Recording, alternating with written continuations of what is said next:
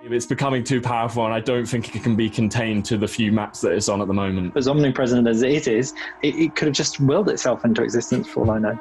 I say he's the main character in the game. Big Eatus is a living, maybe not breathing, but certainly living. There are mysteries to the existence. I'm sure at some point I saw two. I think I'd ask him for some tips on how to be this renowned yet obsoletely invisible to the world. I'm still scared that I might wake up in the middle of the night and Big Eatus will be in my room and I will just fly off into another planet. Is that official confirmation that Big Eatus is too powerful for reality? That's all I'll say. You can't get anything more out of me.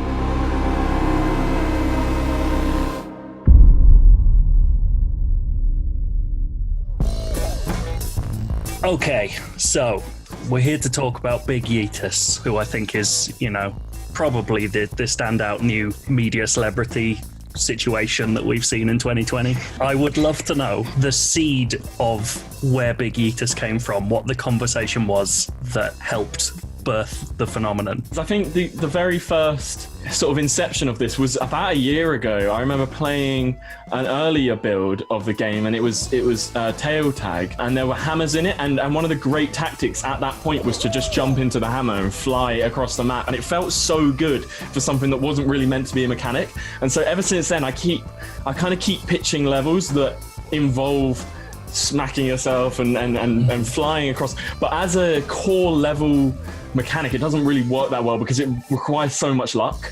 So it didn't really come to fruition until we were doing this remix pass on all of the levels and kind of going through and seeing what we can add and what we can take away and what we can change, and to kind of do these surprising moments. And the first version of it was just on full mountain, because I really loved the idea of like, you're a little bit behind and you don't quite think you're going to make it if you run up, but maybe there's a 1 in a million chance that I hit the hammer and somehow fly into the crown and grab it. And then, so I put that in, it felt pretty good. And then it was literally just one of those ideas you have at like 2 a.m. where it's like, what if we put this in more levels? And then it was like, and what if it had its own character? And what if it had its own skin and that kind of thing? And I think a lot of games, you might raise that and it's like, nice idea, but no. And I think it's a credit to like the team and just how like ridiculous this game is that everybody just kind of ran with it. I kind of said that it was leaked without me knowing, and that is absolutely true. Like, I had no idea it was going out at all, and I was just on Twitter in the middle of the day and just saw that Ollie had put it out there. So when you said, Ollie, that it was a spicy leak, it actually was a spicy leak. In that case, it fully was a spicy leak. Basically, like, JJ had been calling it Big Eatus within the team, and I saw him doing that, and I thought, wow, that is awesome. That should be the official name of this hammer. It's perfect. So it was announced before any discussion of it being a reality kind of existed. I think so. It did exist. Like, you tested it in the game, right? Or I mean, yeah, I had used it. It hadn't really been run past tech. Like, I don't think Rory knew much about it at this point. No, I definitely didn't. Actually, the first I saw about it really was on Twitter, and I had to go back and trawl through the Slack discussion to find out exactly where it was. And it was only a matter of like less than half an hour, I think, between it being sort of discussed as a spicy leak and actually making it out there. So it was a really rapid iteration. So if the social media reaction hadn't been quite as vociferous as it was, is there an alternate universe where Big Eatus didn't make it into the game? I was pestering the art department for a skin for like a week and a half before that. I was like, can we get a special skin for this hammer? And they're like, yeah, if we have time. And that is definitely the kind of thing I think that otherwise probably you wouldn't find time for that. They were just humoring me like, yeah, it's fine. And then since we go through it was like, well, now we have to, don't we? So yeah, that worked quite well. Social media essentially changed the priority list internally for that stuff. I guess that's kind of like a scary power that Ollie has, really, is like he can kind of change what our work looks like, which I guess I think you've only really used it for good so far. That you know of is the no, definitely not. But I'm going to talk about that. Is there a future where you kind of you're trying to steer features that you like by spicy leaking? It definitely is. So what I've been pushing at the moment is to get my pet rat into the game. I've been pushing that quite aggressively. The community likes him as well. So hopefully one day he'll appear in the game. I'd already put Yeetus everywhere, like everywhere it was going to be, at least for the first update. And then I went on holiday, actually, so I completely missed it dropping. I completely missed everything. I completely missed the skin going in.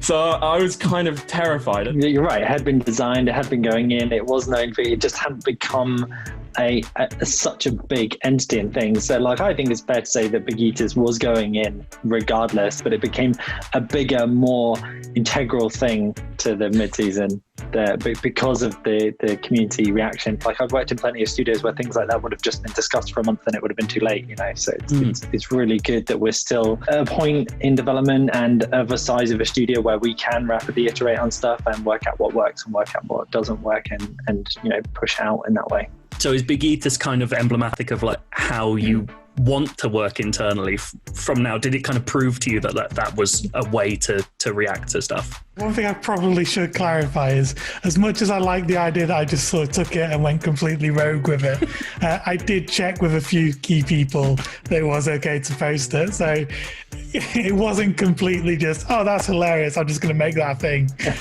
There were a few people involved in that decision. They'll cut that out. I don't like that bit of the stuff. It fully was a spicy leak. It's not like reckless kind of rushing through this stuff. It's just, I think it's a product, like as already said, of really good communication and really kind of a very joint understanding of what people like about this game. For me, it just embodies like the ridiculously stupid nature of this game.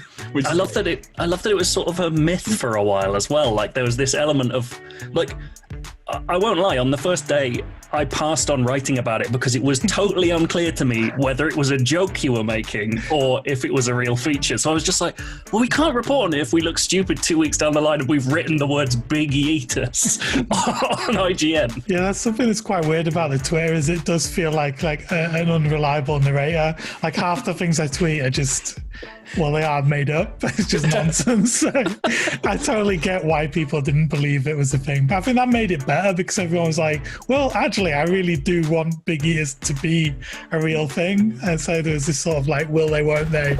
And we did. How often does Big Yeetus actually appear? You know, it's always kind of case by case, like how much does this benefit the level? Like, is this a kind of more of an Easter egg situation than something that can genuinely change how the game plays? Because yeah, like, and that's the kind of goes the same with all of our remix stuff. Like, I think there are some things that it's like 50-50 because the round can be quite different depending on whether that's in there, whereas there's some stuff that I want to be like 0.5% and it's going to be so rare, and you might, and the thing is with all this stuff, I'm like, no one will ever see this, and then within 20 minutes, because you know, there's so many people playing and someone finds it and they're like, yep, found it, and you're like, oh. So I think we're going to have to get craftier with our secrets in the future. One of the biggest problems we've had is like the bounds of some of our levels are not big enough for Big Yeetus's power, and I didn't really realize how far it can actually hit, because I played around with it for ages and I was jumping into it and kind of getting flown so far. I was like, okay, this is the range, and then like day one you see people getting flown so far out of the level that they actually just fall down forever. And I guess that's one of the slight downsides of the quick turnaround, is like, you know, you can't find all of that stuff. Is that official confirmation that Big Yeetus is too powerful for reality? I think absolutely, yes. I think that could be the headline. Run with that. That's your story. In terms of like levels where it doesn't fit, I'm really trying now to kind of put it in places that you would think wouldn't work, or you would think like, why would you want it there, or how would it work there? So I think, yeah, at the moment, like, it kind of makes sense. I think it's going to evolve into kind of more dastardly situations, which is exciting. So it's going to appear in levels it doesn't currently appear in as well. Like, it's not. Well, I mean, as I said, you know, I don't want to say anything about the nature of Big Yeetus because I can't. You know, obviously, I can't predict where it's going to appear. But I would suggest that, you know, within the game, it's becoming too powerful, and I don't think it can be contained to the few maps that it's on at the moment. That's all I'll say. You can't get anything more out of me.